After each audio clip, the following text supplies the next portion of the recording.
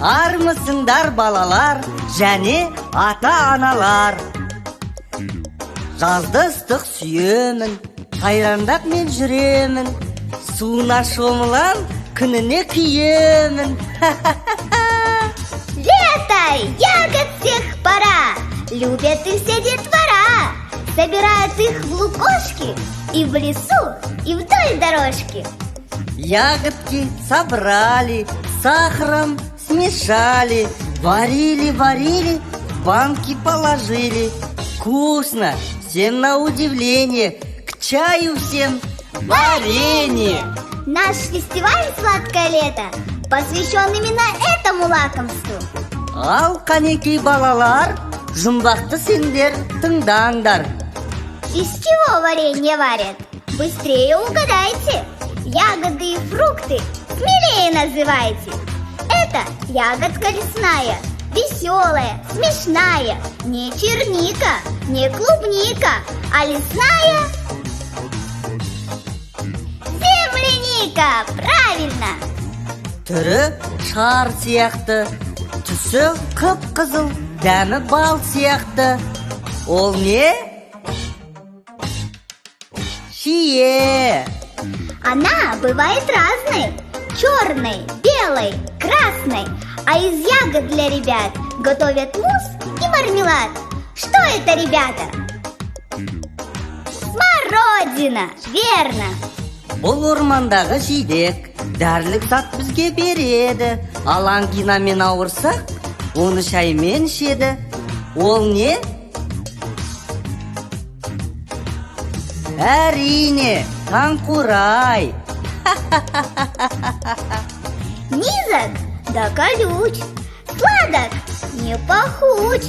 Ягоду сорвешь, всю руку обдерешь. Что это?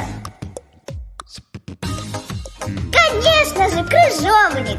Бақтарда балбырап, тұрады албырап, уылжыған уыздай, алма емес ол бірақ.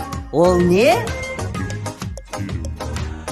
Әрине, шабдалы. Қандай ақылды балалар. А сейчас разминка. Повторяйте все за нами. Будем лучшими друзьями. Тут у нас столпотворение. Это я столпотворю. Это варится варенье. То есть я и говорю, что на грядке уродится, что на дереве растет. Все для дела пригодится, и варенье попадет. Ой, қандай керемет! Полную корзину ягодки малины принесу домой. Наварю варенье, будет угощение для друзей зимой. Для чего еще нужны фрукты, ягоды, плоды? Вновь загадки отгадайте.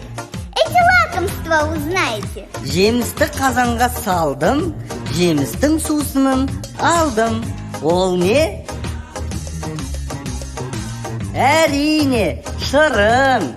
На варенье я похож, только перетерт. К чаю ты меня возьмешь и добавишь в торт. Что я? Джем, правильно! Мұз сынды түрі, тәтті дәмнің бірі. Ол не? Әрине, балмұздақ. Сварит бабушка из ягод что-то вкусненькое на год. Ах, какое объедение! Ароматное! Варенье! Пришла пора нам всем узнать, послушать выступление, из чего сварили мамы ваши вкусные варенье. Ждем ваши видео с нетерпением.